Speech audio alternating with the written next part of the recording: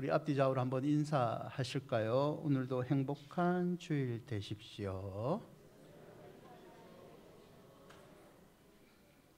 네, 여러분 예전의 프로그램인데요. 시골의 할머니들, 할아버지들이 출연해서 멀리 떨어져 있는 자녀들에게 영상으로 편지를 띄우는 프로가 있었어요. 기억하시나요?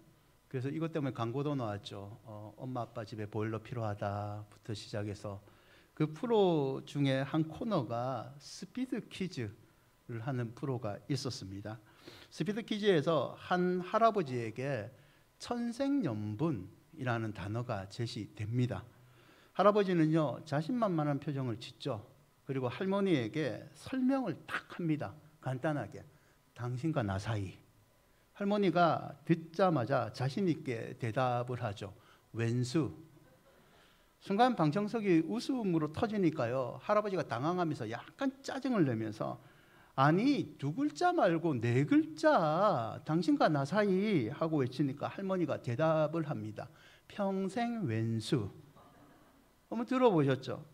여러분, 원수와 왼수가 차이가 있다는 거 아세요? 저도 준비하다가 알았습니다. 원수는요, 같이 살지 않아도 되는 사람입니다. 그럼 왼수는 뭔 것 같아요? 같이 살아야 되는 사람입니다. 원수는요, 어느 기간 정도 버티면 견딜만 합니다. 그 인간 안 보면 되니까.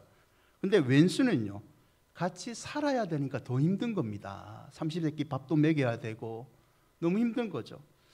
여러분 어떠세요? 여러분은 지금 원수하고 사세요? 왼수하고 살고 계세요? 어떠십니까? 이럴 때 부부끼리 눈 마주치면 안 돼요. 지금 옆에 계신 분하고는 어떠십니까? 옆에 계신 분이 왼수세요? 원수세요? 우리 앞뒤 좌우로 한 번 더 인사하실까요? 감사합니다. 사랑합니다.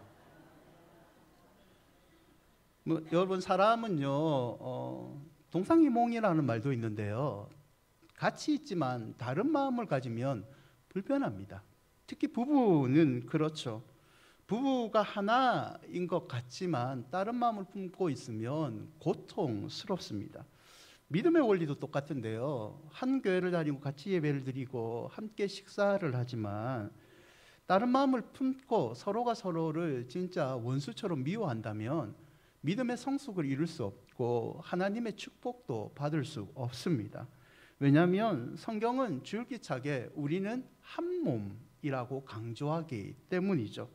하나님은 이 땅에 가정을 비롯한 교회를 만드신 이유가 혼자 신앙생활을 해나갈 수 없기 때문입니다. 그리고 혼자서는 언젠가는 쓰러질 수밖에 없는 연약함을 아시기 때문에 하나님은 내 옆에 도와줄 수 있는 한 사람들을 붙여주셨죠. 여러분, 하나님은요, 교회 안에서 한 몸의 지체로서 함께 믿음 생활하기를 원하십니다. 창세기 2장 18절을 보면요, 태초에 아담을 지을 때도 하나님께서 혼자 사는 것이 좋지 않게 여기시고 돕는 배필을 만들어 주셨죠. 그리고 에베소서 5장 31절을 보면 사람이 부모를 떠났을 때도 그의 아내와 합하여 그 둘이 한 육체가 되는 한 몸의 영적 원리를 가르쳐 주셨습니다. 이 원리는요, 교회에도 적용이 되는데요, 하나님은 교회를 각 개체로 부르시는 것이 아니라 한 몸으로 부르십니다. 에베소서 1장 22절과 23절을 보면 몸의 비유를 사용하셔서 교회를 얘기하시는데, 만물을 그 발 안에 복종하게 하시고 그를 만물 위에 교회의 머리로 삼으셨으니 예수님이 교회의 중심인 머리가 되십니다. 그리고 교회를 이루는 성도들은 교회의 몸이라고 얘기를 하고 있죠. 여러분, 교회는요, 결국 예수 그리스도를 중심으로 더불어 함께 믿음 생활을 해야 됨을 알 수 있습니다. 에베소서 1장 23절은요, 특별히 교회는 그의 몸이니 만물 안에서 만물을 충만하게 하시는 이의 충만함이라고 얘기를 합니다. 충만케 하는 능력, 이 능력을, 그리스도를 내 머리로 모시는 것도 중요하지만 그리스도를 중심으로 한 몸이 됐을 때 교회는 충만한 믿음의 능력을 더 가질 수 있다라는 거죠. 사랑하는 여러분, 여러분이 한 몸인 큰은혜 교회의 식구임을 다시 한번 기억하시기를 바랍니다. 우리가 교회에서 믿음 생활을 하는 이유는 결국 이 공동체, 한 몸의 공동체가 되어 충만한 하나님의 능력을 소유하기 위해서이죠. 오늘 말씀을 통하여 한 몸인 교회 공동체의 일원임을 기억하시고 충만한 하나님의 능력이 여러분의 삶 가운데 넘치기를 축원드립니다. 첫째는요, 하나님이 원하시는 이 한 몸은요, 서로 위로하는 관계입니다. 데살로니가전서 3장 6절을 보시면요, 디모데를 바울은 데살로니가에 보냅니다. 데살로니가는 바울이 어떻게 보면 개척하고 예수 그리스도의 복음을 가르치고 키워온 교회입니다. 하지만 바울은 짧은 시간에 이곳에 머물고 떠날 수밖에 없었습니다. 그리고 데살로니가 교회가 믿음이 아직 완전히 자라지 않았는데 박해와 핍박들이 있었죠. 바울은요, 멀리 떨어져 있지만 이들이 늘 걱정됐습니다. 그래서 디모데를 이들에게 보냅니다. 3장 6절은 디모데가 데살로니가를 다녀온 다음에 바울에게 한 보고이죠. 3장 6절을 잠시 보시면 디모데가 이렇게 표현합니다. 너희 믿음과 사랑의 기쁨의 소식이 있다.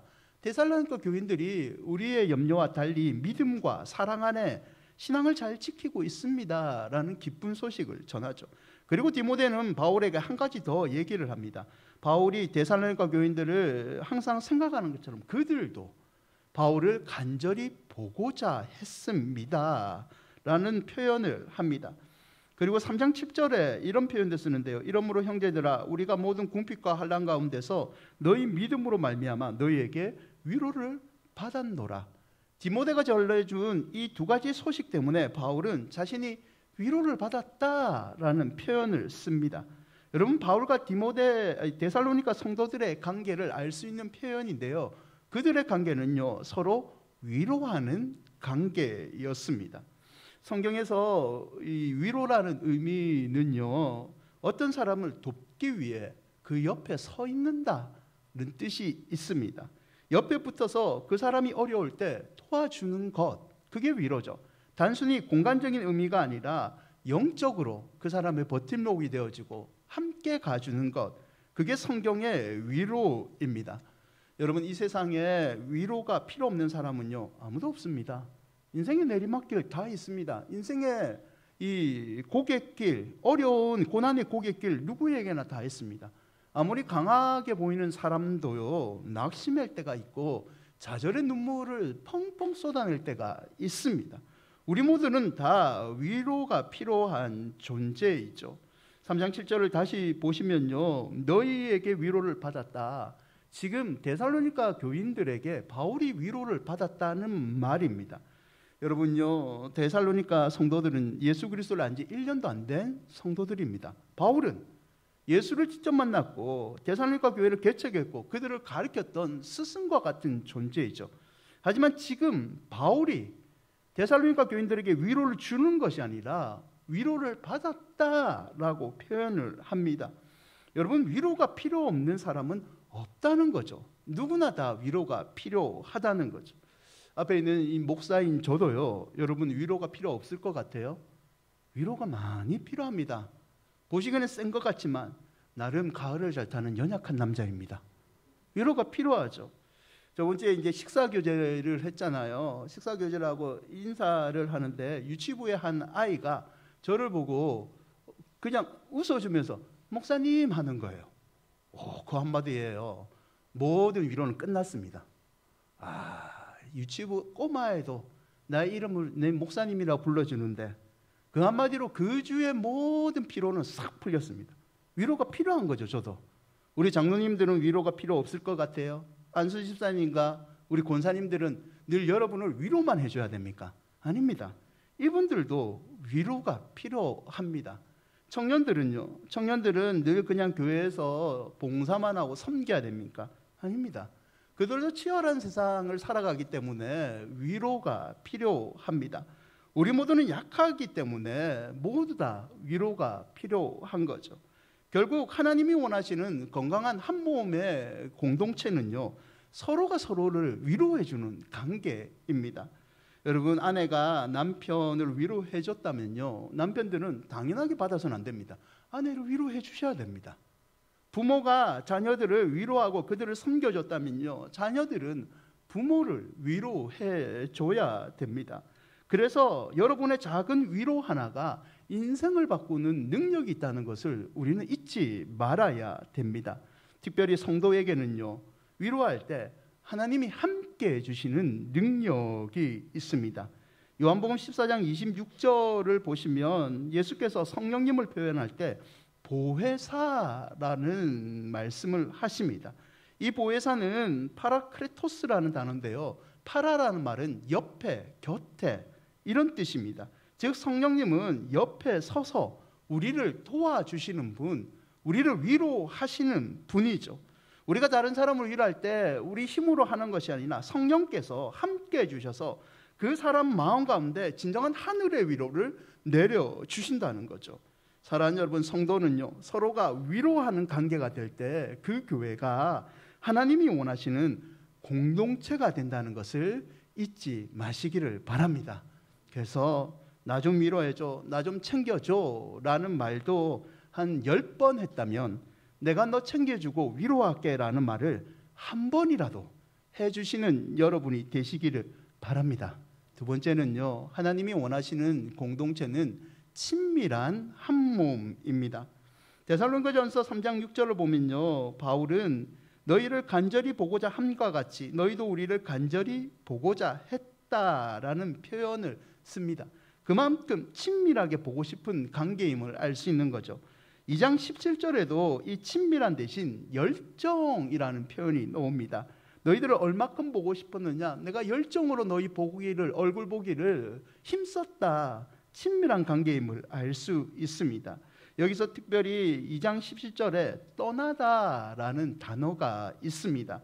이 단어는요, 부모가 자식을 떠날 때 쓰는 단어입니다.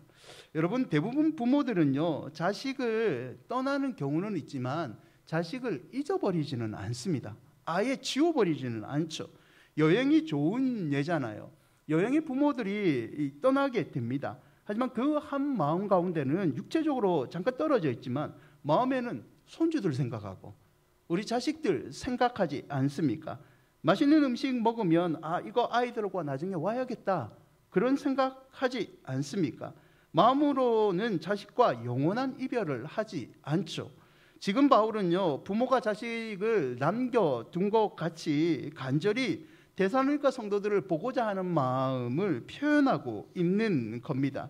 3장 1절에 이런 표현도 있는데요, 이러므로 우리가 참다 못하여, 바울은요, 참다, 너무 보고 싶어서, 친밀한 관계에서 너무 보기 위해서 참다 못하여 디모데를 너희에게 보낸다라고 표현을 합니다.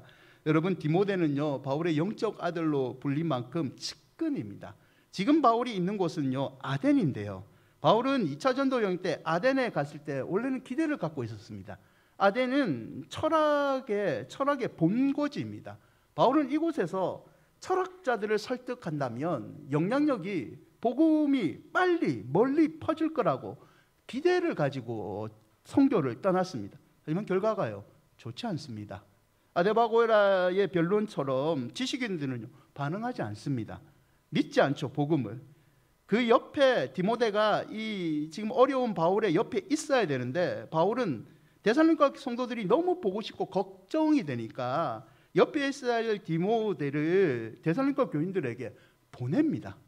그 정도로 데살로니가 교인들을 사랑했다는 거죠. 3장 5절에 참다 못하여 라는 말이 한 번 더 나오는데요, 이 말은요, 물을 담는 그릇과 같은 것 의미입니다. 딱딱한 그릇이 아니라 비닐봉지예요. 여러분, 비닐봉지에 물을 계속 넣으면요, 계속 물이 담겨져 집니다. 하지만 어느 순간 절제하지 못하면요, 물은 넘쳐버립니다. 비닐봉지가 찢어버리죠.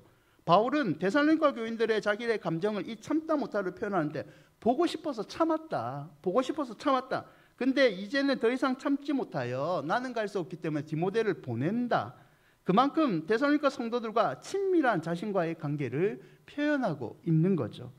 여러분, 친밀한 관계가 형성돼야 믿음도 올바로 성장할 수 있고요, 교회도 건강하게 자랄 수 있습니다. 지난 이틀 전이죠, 금요 성령 집회 때 교사들을 위한 집회로 강사를 한번 모셨어요. 예수장로교회 협동 목사님 정석원 목사님 와서 말씀을 전해주셨는데요. 이분이 부산의 서부교회 출신이더라고요. 백영림 목사님 돌아가셨는데 서부교회가 주일학교가 10,000명 이렇게 모이는 교회였거든요. 거기 출신이더라고요. 그래서 그 서부교회 얘기를 쭉 해주시면서 서부교회는 특별한 프로그램이 없다.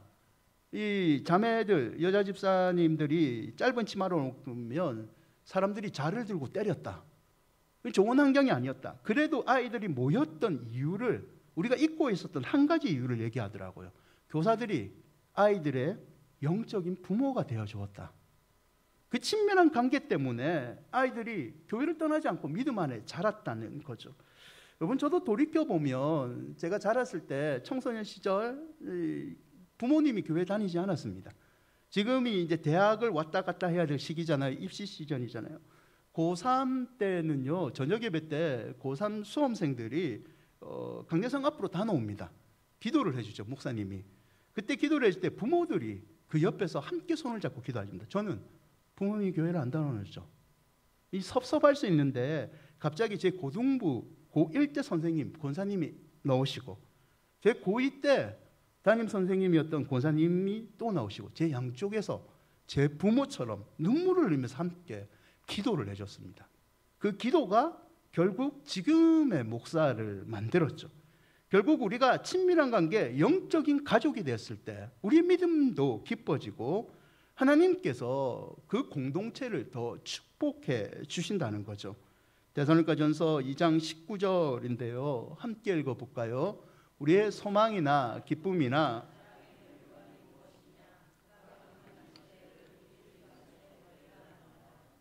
여러분, 예수님이 이 땅에 다시 오실 때 모든 사람들을 심판하십니다. 그리고 믿음 지킨 자들에게는 면류관의 선물을 주시는데요. 우리가 주께서 다시 오실 때 그 앞에 영광과 기쁨의 면류관을 내놓아야 되는데 무엇을 내놓을 수 있느냐라고 묻는 구절이죠. 여러분, 무엇을 낼 수 있을 것 같아요?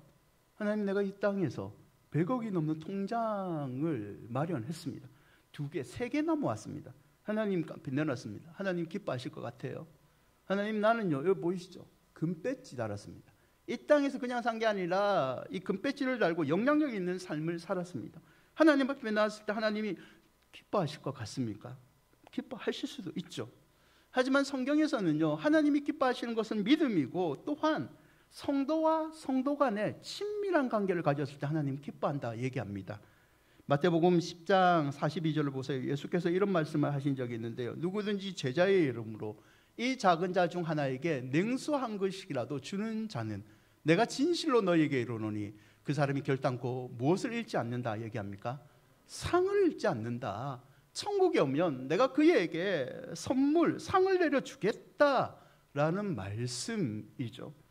사랑하는 여러분, 이제 한 해가 얼마 남지 않았잖아요. 이 한 해가 가기 전에 여러분들의 친밀한 관계를 회복하시기를 바랍니다. 여러분, 오해로 멀어진 관계들이 있어요.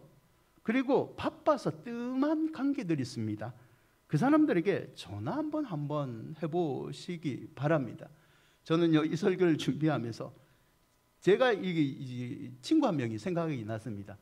같이 믿음 생활을 한 교회에서 자랐던 친구고 같은 목회의 길을 가는 친구인데 뭐 서로 싸우지는 않았는데 한 2년 전부터 연락을 안 했던 것 같아요. 이 설교를 준비하면서 그 친구가 자꾸 생각납니다. 그래서 이렇게 부담이 올 때는 그분께서 나에게 주신 마음이기 때문에 전화를 돌렸죠. 어떻게 됐을까요? 전화번호가 결번 나왔습니다. 여러분도 그런 분들이 있을 거예요. 2년 동안 연락을 안 했더니 전화번호 결번 나왔어요. 근데 목사는요, 유튜브에 이름을 검색하면 찾을 수 있습니다. 요즘 영상이 많이 올라와서. 그래서 유튜브에 검색하니까 한 교회에 부목으로 사역을 하고 있더라고요. 근데 다행히 그 교회 홈페이지에 전화번호가 있었습니다. 전화를 했죠. 2년 만에 통화를 했습니다. 그러더만 한번 만나자라고 하니까 12월 말부로 자기가 이 교회를 사임을 한답니다. 그리고 오랫동안 이 친구는 사실 그 성경 공부를 중심으로 하는 개척을 하는 꿈이 있었습니다. 그래서 이제는 미루지 않고 12월 말에 그만두면 개척을 하려고 한다. 근데 이번 주에 너를 비롯해서 몇 명이 갑자기 자기한테 전화를 했대요. 하나님이 자기한테 위로를 주는데 개척을 막상 하려고 하니까 너무 막막한 겁니다. 그래서 하나님 기도에 짝이라도 붙여주십시오라고 했는데 2년 만에 제가 전화를 하고 몇 명의 친구가 전화하니까 이 개척을 시작했던 마음이 하나님이 주신 마음이니까 내가 위로받았다 라고 얘기한 거죠. 여러분 친했던 분들이 있죠. 특히 믿음 안에서 함께 울었던 지체들이 있을 겁니다. 한 해가 가기 전에 그들과의 관계를 여러분이 먼저 나서서 회복하시기를 축원드립니다. 세 번째는요, 하나님이 원하시는 한 몸은요, 서로가 성숙해하는 한 몸입니다. 데살로니가전서 3장 7절과 8절인데요, 함께 읽어 볼까요? 이러므로 형제들아, 우리가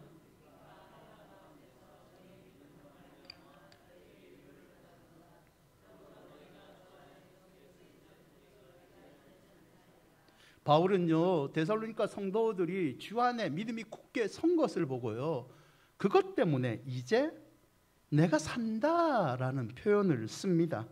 바울과 성도들의 관계가 굳게 서면 그 사람만 좋은 게 아니라 나도 믿음이 좋다라고 표현을 한 거죠.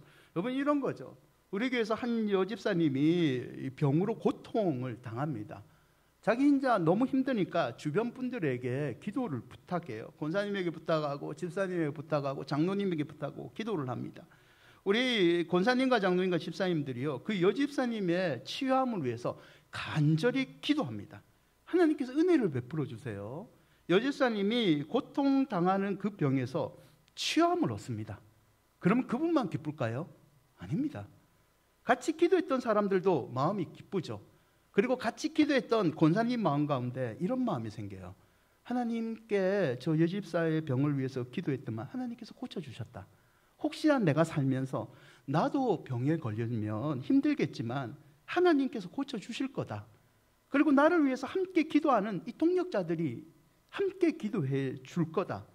그 사람을 위해서 기도했지만 내 믿음이 더 깊어지는 성숙의 은혜를 경험하는 거죠. 데살로니가전서 3장 9절과 10절을 보면요, 이 성숙의 은혜를 가지기 위해서는 기뻐할 뿐만 아니라 감사해야 된다라고 표현을 합니다. 그리고 감사할 뿐만 아니라 계속해서 간구해라, 성장하기를 기도해라 라고 얘기를 하죠. 3장 12절에서는요, 성숙하기 위해서는 사랑, 서로가 서로를 위해서 사랑을 위해 기도하라 얘기합니다. 그리고 13절에는 너희 믿음을 굳건하게 하시고 믿음 안에 서로 굳건한 믿음을 가지도록 기도를 해라고 말씀하고 있죠. 여러분, 한번 최근에 여러분의 기도 생활을 한번 조금 짚어보시죠. 여러분들이 최근에 다른 사람을 위해서 기도한 경험이 있습니까? 내 자녀들, 손주들 빼고 내가 다른 사람들을 위해서, 그 사람의 믿음의 성숙을 위해서 간절히 기도해 보신 적이 있습니까? 한 사람을 세우기 위해 하나님 앞에서 시간과 물질을 헌신한 적이 있습니까? 여러분, 있다면요, 잘하신 겁니다. 하나님이 당연히 기뻐하십니다. 다른 사람을 위해 기도하면요, 그 사람만 복 받는 것이 아니라 기도를 하는, 섬겼던 우리도 하나님께서 믿음의 축복을 내려주신다는 것을요, 여러분 잊지 마시기를 바랍니다.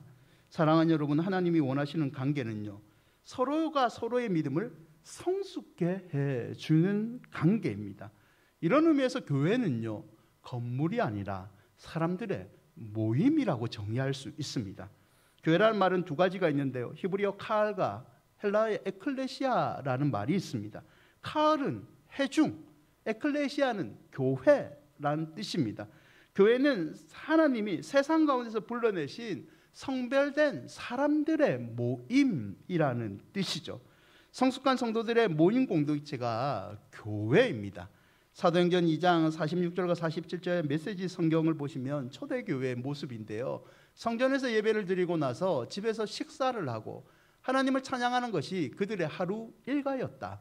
식사 때마다 즐거움이 넘쳐 흐르는 축제였다. 사람들은 그 모습을 좋게 보았다. 하나님께서 구원받는 사람들을 더 하셔서 날마다 그들의 수가 늘어났다. 결국 교회는 함께 모였을 때 성숙함을 발휘하고 그 성숙함 때문에 사람들이 전도되는 은혜까지 이르렀다는 거죠. 히브리서 10장 24절과 25절에도 서로 돌아보아 사랑과 선행을 격려하며 모이기를 피하는 어떤 사람들의 습관과 같이 하지 말라. 교회의 본질은 서로가 서로를 돌아보고 성숙해하는, 격려하는 모임이라는 겁니다. 사랑하는 여러분, 교회다움을 회복하려면 함께 믿음 생활을 하셔야 됩니다. 나만 성숙해지는 것이 아니라 서로가 서로에게 성숙한 관계가 됐을 때 그 공동체가 하나님이 원하시는 공동체가 되는 거죠. 전도서 4장 9절과 12절 말씀인데요, 같이 읽어볼까요? 두 사람이 한 사람보다 나음은 그들이 수고함으로 좋은 상을 얻을 것임이라. 혹시 그들이 넘어지면 하나가 그 동물을 붙들어 일으켜니와 홀로 있어 넘어지고 붙들어 일으키려 자가 없는 자에게는 또 두 사람이 함께 누우면 따뜻하거니와 한 사람이면 어찌 따뜻하랴. 한 사람이면 패하거니와 두 사람이면 말쏠 수 있나니 세 겹줄은 쉽게 끊어지지 아니하리라. 여러분, 이 복이 여러분에게 임하기를 바랍니다. 한 사람은요, 인생의 쓴맛을 보고 패합니다. 하지만 두 사람은요, 그 인생의 벽을 맞설 수 있습니다. 세 사람은요, 쉽게 쓰러지지 않습니다. 함께하면 성숙한 능력을 소유하게 되죠. 우리 큰은혜 교회가 서로가 서로를 성숙해지는 능력을 소유하시기를 축원드립니다. 한 글을 소개하고자 말씀을 맺고자 하는데요, 이런 글이 있더라고요.